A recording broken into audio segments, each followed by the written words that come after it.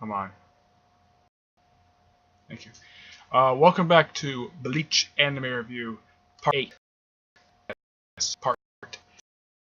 This one, like I said in the previous video, we're reviewing Seasons 15 and 16 of Bleach, the final seasons of the show.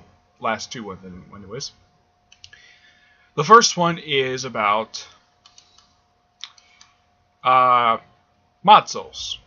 Basically, it's about a little bit more into their backstory in the way, and also deal with copies of the Soul Reapers. Yep, copies. And of pretty much every single one except for the head captain. Yeah, most of the known Soul Reapers in the show are pretty much basically replaced with copies. Though they eventually do gang up and take out they try to take out the duplicates many times. Though not every single one is made of not only the head captain but also Yaorichi, Kapashi's lieutenant. There's no copy of her, surprisingly, which I'm kind of she is constantly traveling on his back. I would think he would have made a copy of him, but nope. Nope. I guess he forgot. And the guy who he is, he's basically the 7th seed in Squad 12. Yeah, and he's a Soul Reaper, and apparently he's one half of another Soul Reaper who was, despite back being sort of a genius, he was never really acknowledged for his accomplishments. And he was also the one who created the mod souls. Yep, he's the one who created them.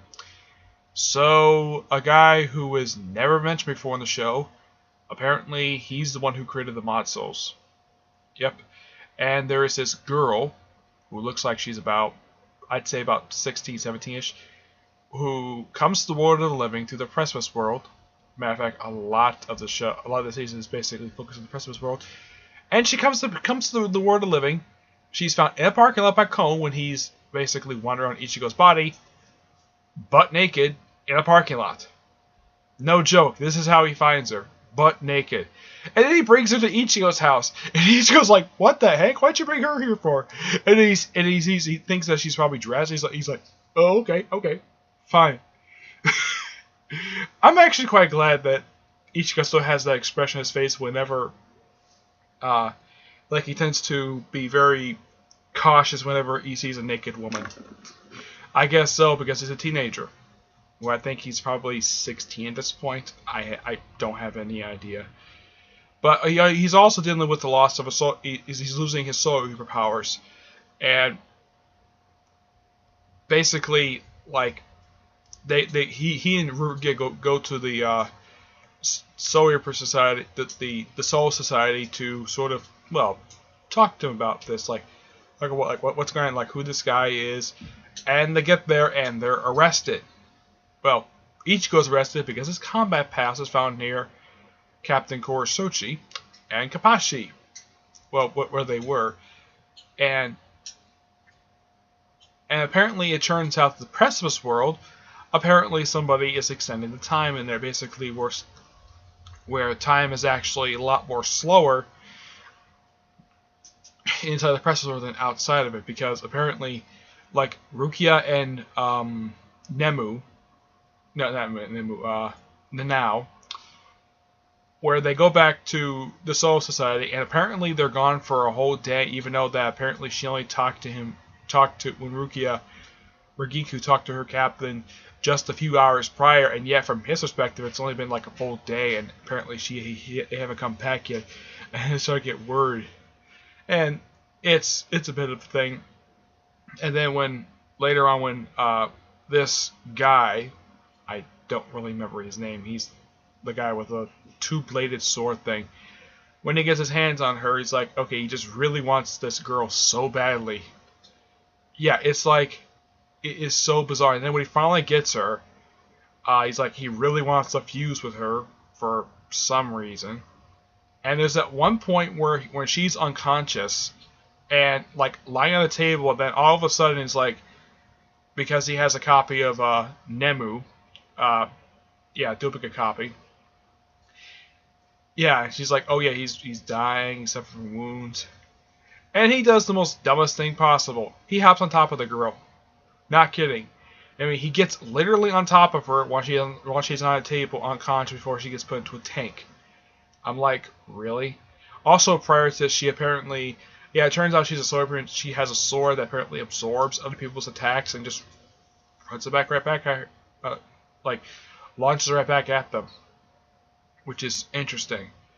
And also Squad 2's lieutenant, his now there's two things. There's Gotei, basically the form Soul Reaper uses in order for people to see them. The other one is Rikai. Yeah, it's simply a body for mod souls. And the one for the Squad Lieutenant basically had him get a lot more, well, handsome and basically slimmed down. Because the actual guy is overweight and he eats a lot. That's just what he does. But eventually, Ichigo does, well, even though he was losing his Soul Reaper powers, he did eventually briefly get him back, despite later losing him at the end after he defeated the main bad guy. Which, he was okay. But the thing with this season was, the season is called like Gen 13 Invasion. Yeah. I should point out, this is one of the most bizarre seasons I have ever seen. Now, this may have been the point when Bleach basically start having a slip in the ratings. And they probably had enough just for one more season. That's my personal guess. I don't know, because this was a filler season. And unlike the last two that the show had where they interrupted the actual story, this one did not, because they actually reference whole stuff with Izon. And apparently the season starts up exactly 1 month after the end of the previous season. And then pretty much with Ichigo losing his soul powers completely, because, well, the whole temporary thing with the mod soul, they actually use Ichigo's Reishi, that's the energy that's flowing around the Soul Society. Yeah, so because some of it was still in the Precipice world, Ichigo retrieved some of it and head back to the world of the living, and eventually Kisuke and Kon go to break into the Soul Society.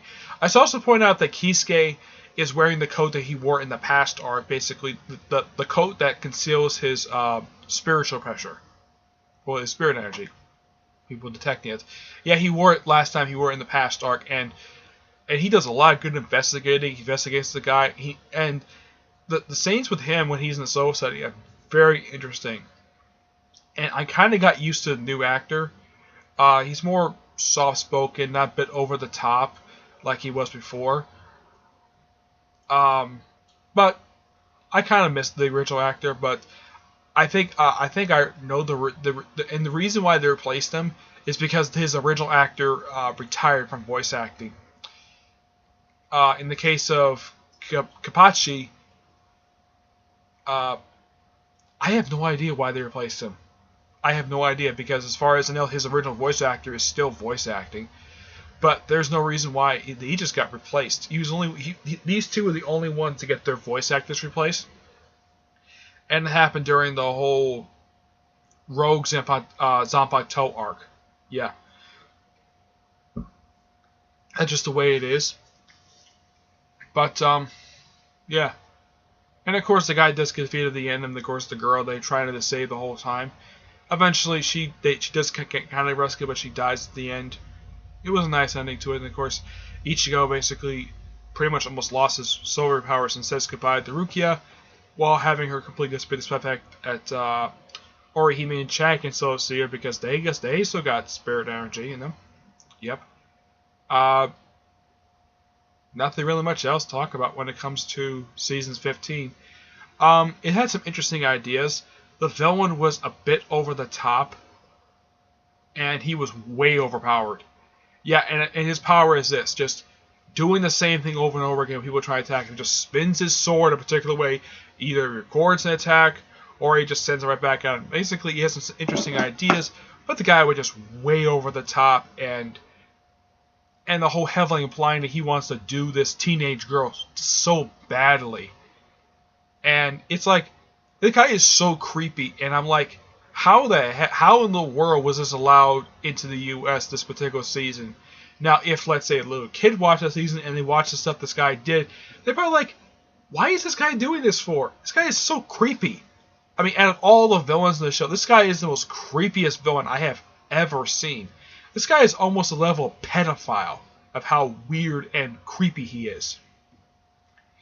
But the whole copy of the Soul Reapers, that was an interesting idea. Also, apparently, because the whole Precious World thing, Ichigo apparently, there was one point where he was sucked in by the cleaner, and they referenced it that that it had been destroyed in the previous season by Izon. And apparently there's more than one of them. Okay, so it sucked him in. Bless me. Yeah, it sucked him in, and apparently he saw somebody that got him out of the cleaner, and it later turns out it was actually himself from the future. Okay, that's really the reason why. But yeah. So overall, this season had some really interesting ideas. The whole investigating thing was very interesting, especially you have Kisuke just going around the Soul Society, no one stopping him. I think he got pardoned for his. I think he was cleared of the false charges that was fought against him a century prior. But apparently he's allowed to still live in the world of the living. Probably because he's still useful there, and he's also allowed to go back to Soul Society anytime he wants to, so I think he has his own candy shop. Okay.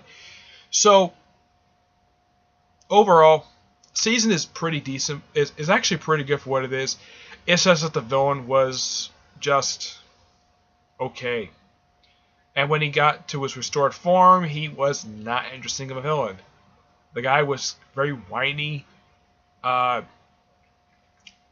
It's like the stuff with the other characters is more interesting than the actual main villain. I am not kidding. Usually it's pretty interesting both sides. Heck, even with the Zanpakuto Toad thing, the villain was actually interesting. This one, the villain is not interesting at all, but the stuff that people do around him, like his whole copy, like and taking over the Soul Society, in the world of living, it's still a pretty interesting idea for what it is. But yeah, that's all it is for season 15. Now we move on to the final season of the show, the Lost Agent arc, where apparently 17 months have passed by, and Ichigo still without his soul reaper powers, but he's still got a couple things that he kept from his soul reaper days. His combat pass, which they actually give an explanation of what the heck it is, and apparently he kept all of his reflexes.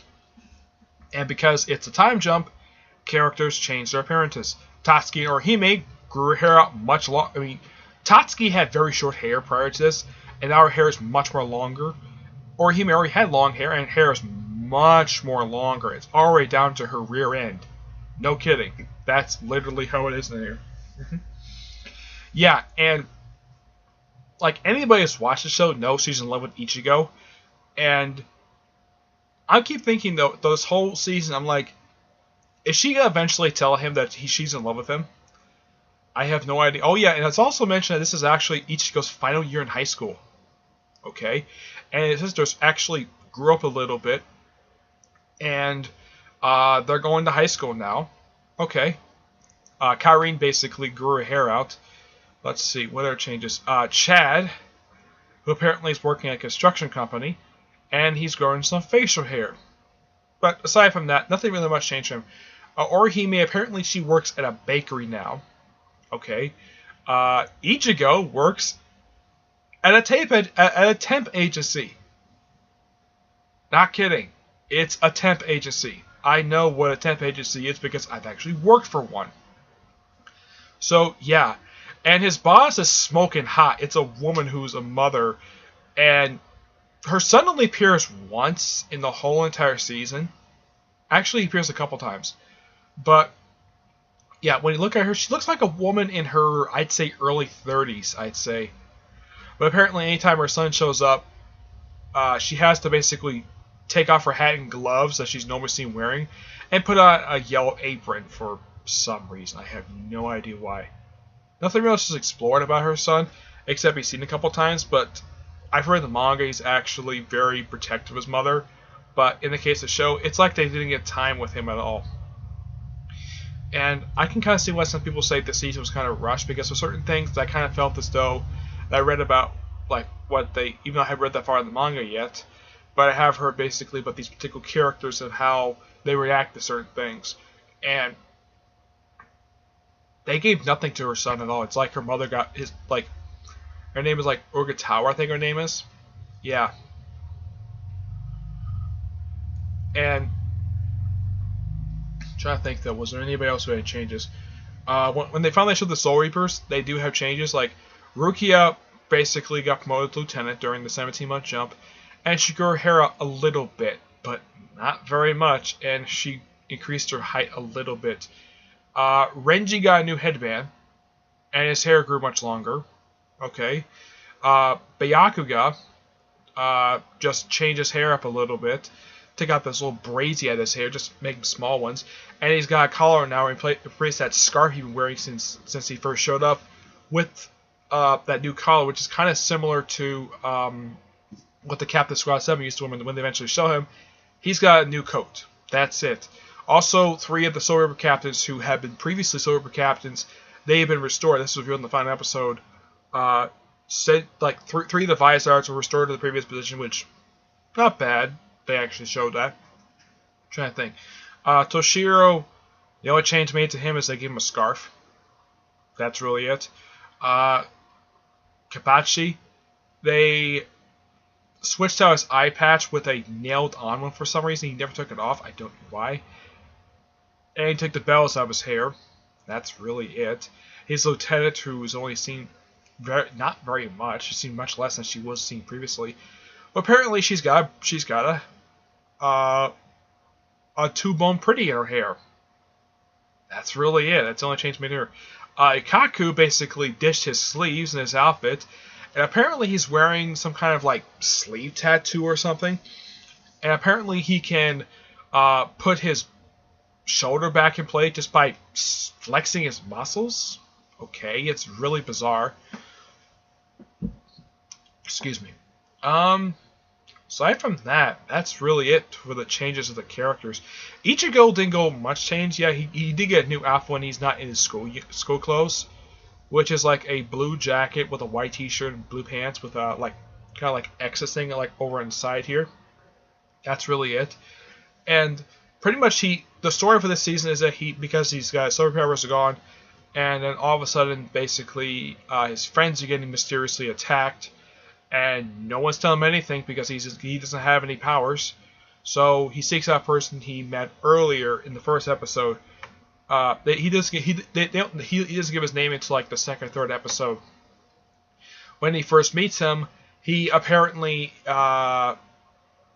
retrieved his bag, which was stolen by a thief, which he beat up. And of course, that thief's gang he's part of showed up at Ichigo's school to call him out, and then Uru show up. Apparently, Uru, no, and by the way, there's no change to him at all. He's exactly the same. No change in his appearance. Nothing. Even when they show his bow later, it looks like, well, looks like they gave him an actual physical bow this time, instead of like an energy bow he had before. But appearance-wise, he didn't really change very much. The only thing they mentioned is that he's the class president, which, okay, that's not bad. I think that's a brilliant idea for him to do, become the class president, because, well, he's the smartest guy in Ichigo's class, so why not? And of course, he does do occasional funny things here and there. But they eventually beat up the gang who shows up at Ichigo's school, and the guy who's supposed to be the main villain of the season is a guy who slices people and apparently inserts himself into their memories. That is literally what his power is. And it gets to the point where basically like almost all Ichigo's friends, including his sisters and his boss, are influenced by him. But when they had the final episode, like all their memories are restored, his boss is nowhere to be seen for some reason. It's like they forgot to put her in just while welcoming him back to the Soul Society. And she knows nothing about Soul Reapers at all. And I know she's a new character, but could they at least have her actually just Ichigo tell her about what was going on? But nope. I guess they didn't have time to because they were just rushing to get to the end of the show because the show was getting canceled, probably due to low ratings. But I got to admit, the pacing of the season, I would say for the first half of it, I'd say, was actually pretty done. It was actually done pretty well. In the case of Ichigo getting his powers back, it was done pretty briskly. It was like that for the first I'd say the first 20 episodes, and then like they had to like around the first 20 episodes, they had to rush to get through everything. Like right after Ichigo's powers back, just rush. Just have everybody turn on Ichigo, and yeah. And as for the execution members, the green Gunjao, who later turned out to be the first substitute Soul Reaper, basically apparently Ichigo got full bring powers when they show it fully. It's just simply like a combat suit without a helmet, and his sword basically does the same thing like and he does Genshigo Tensei like he does whenever he's in his Soul Reaper powers. And all Ichigo wants is Soul Reaper powers back. Well, that's one of the things he wants, but first he wants to know what happens to him with his friends. Eventually, he does slowly figure out exactly what's going on. Let's see. Oh yeah, there's this one really funny moment, I think in the first episode, where Orihime just shows up at Ichigo's house, and Ichigo invites her up, and she's carrying a plate full of bread. Not kidding. And I gotta point this out. It's not the first time she's been up to his room. She's been up to his room several times in the show. But this is the first time. This is actually the second time I've seen the show where she's been up to this room by herself. Yeah. But, I mean, Uru basically kind of speculates that she's in love with Ichigo. He kind of knows, but he doesn't have a problem with it. He doesn't have a problem with Orihime treating him like a friend. He doesn't have a problem with that. He doesn't have a really interest in her at all, and a romantic attachment to her, because she's all about Ichigo. That's simply put what it is. Let's see, what else? What else? Oh yeah. I mean, yeah, because when Chad was missing for a while, she kept bringing food to his house. Well, actually, his apartment. Yeah, that's the strange thing about Orihime and Chad. They live alone. No, Orihime's place is shown a lot in the show. Chad's place is shown once. Sorry about that. Anyways, yes. The other execution members are, one is a bartender who can control time, a woman who loves cutesy stuff, like Rukia. I think she was supposed to be the stand-in for Rukia, except that it was heavily implied she had a thing for Ichigo. Which means Ichigo probably didn't notice the fact he was trapped in a love triangle. Yeah. There was another one named Jackie, who apparently her ability is Dirty Boots, and apparently increases her power. Oh, and the Rukia woman, she apparently does cutesy stuff. Basically, she falsifies a love gun. No kidding. And there's also a guy, younger guy named Yukio, and he actually is the one who's actually financing their club. And he's the one of the group who's actually rich. Let's see, is there anybody else? The group? No, I think that's it. There's not many of the Fullbringers. I'm glad there wasn't a high number. There was like maybe about 4 or 5 of them. It's not bad. The actual guy, the guy who was, everybody says, yeah, he's definitely one of the main villains of the season. But it's like, okay, and he does get eventually defeated. He does get defeated by Ichigo, surprisingly. He gets defeated by Byakuga. Not kidding. When eventually they do get his when Ichigo does get his powers back, it gets back in a very surprising way. Basically, Rukia, who, well, like I said, got promoted lieutenant between seasons, basically stabs Ichigo in the back with this sword, this energy sword. And apparently that restores his power. This was, of course, after he lost his Fullbringer powers. Yep, after the guy who had been helping him out. Turns out, basically, he actually was lying the whole time. He wasn't lying about restoring his power, per se. He just really wanted to kill Ichigo and just take out the Soul Reapers for turning the backs on him. That was really his plan. And pretty much everything this whole season was his plan. That was a pretty interesting... Now, in the case of the captain of Squad 3 when they had the whole filler season with that came completely out of nowhere. This one didn't feel that way at all, because I wouldn't say you had some slight hints at that he's probably bad, but not fully. There's stuff like tiny little hints here and there, but him be revealed basically behind everything of this whole season, like the whole plan of the whole guy inserting people into people's memories, and apparently he's done it before. Yeah, apparently this was all his idea, and apparently he's been slashed by him twice. First, to turn to the guy basically each could have been going through the whole season, and of course, second time basically his original form. Apparently, he's very vengeful against the Soul Reapers. But when the Soul Reapers do show up, it's a pretty shocking scene. It's a jaw-dropping moment. Basically, the Sakai month, the portal that opens between the Soul Society and the World of the Living, basically forms this gigantic door. And then like 4 Soul Reapers come out. It's Renji, Toshiro, Byakuya, and Kapachi, and of course Ikaku. Yeah, these 5. And they all just walk out. And Renji's the first one that speaks up, even before the portal even opens. But seeing this is actually a pretty shocking moment in the show. And it turns out this whole plan of restoring Ichigo's powers, this has been slowly revealed. Like, Rukia showed up just prior to this, a few episodes back, where she just gave some more power to this particular sword. Like, when you see this, like, what is going on here? And eventually you figure out when Ichigo gets stabbed in the back by her, and he gets his soul powers back. And he gets a completely new attire. Mostly it looks the same. He keeps the collar thing he had from his Fullbringer outfit, and he's got like X's on his arms. And then when he goes to Bankai form, he still got the X thing, but they turned to white, and the collar thing he had, basically, like the white outline thing, completely disappears. And the front of his outfit, like normally it's like one piece. This time it's like split X's, and it's like it shows up as white undergarment, the white underneath the robe thing that he wears. It's pretty cool.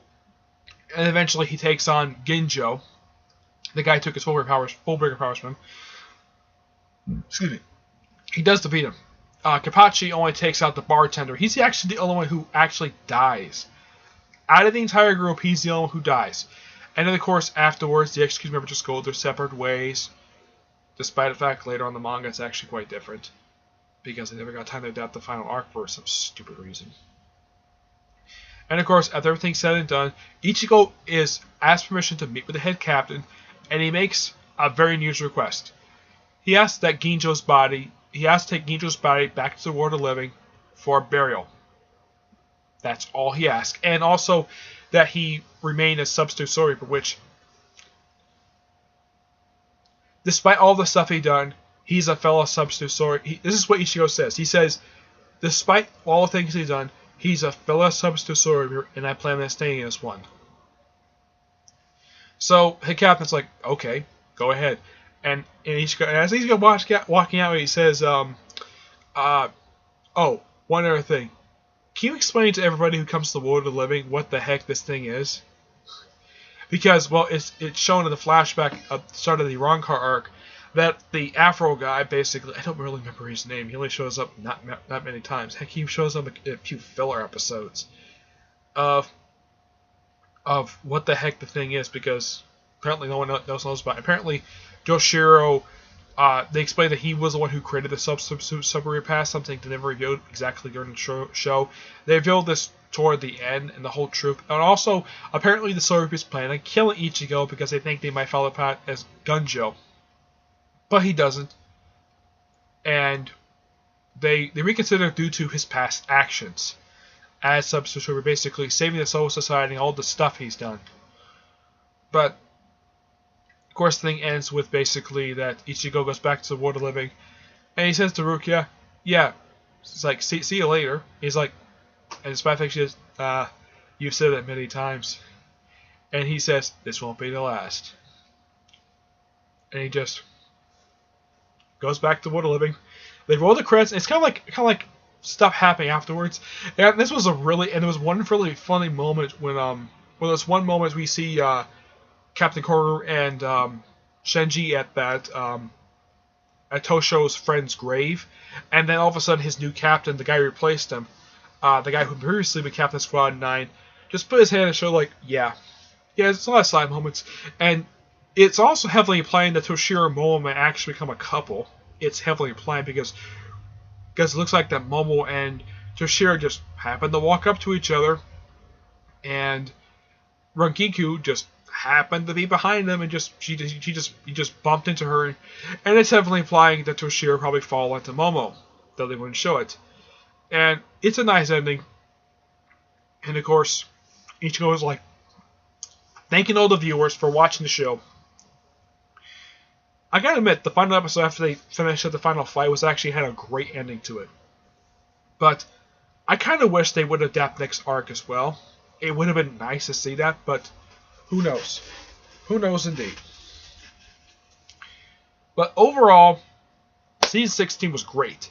It's like, yeah, my opinion of Season 16 is that first half of the season, good pacing, and then second half, very rushed pacing. But when it got to that last 20 minutes of the something else for the last episode, they actually kind of concluded the story, the whole battle in the first 10 minutes without showing the opening theme. They eventually showed the opening after the main fight wrapped up. Pretty much everything else just the aftermath of that.